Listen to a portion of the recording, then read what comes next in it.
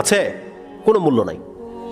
আর যার মাথা আছে, বডি আছে, কিন্তু পা নাই, সে দাঁড়াতে পারবে কোনোদিন?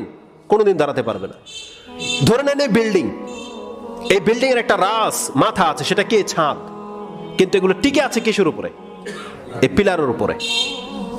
আপনি যেমন পিলার দিয়েছেন, ছাদ দেননি, এটা যেমন বিল্ডিং বলেন না, তেমনি ছাদ দিয়েছেন, পিলারগুলোকে ভেঙে দেন। রেজাল্ট কি? এই বিল্ডিং এর কোনো মানে আছে? পিলার বিহীন টিকবে এই ছাদ? ওই পিলারগুলোকে ইসলাম সালাতের সাথে তুলনা করেছে, যে সালাত হচ্ছে ইসলামের পিলার।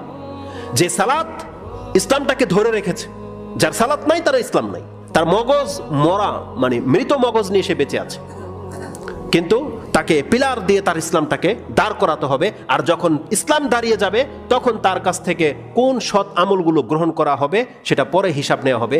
আগে প্রথম দেখা হবে তার ইসলাম ঠিক আছে কিনা।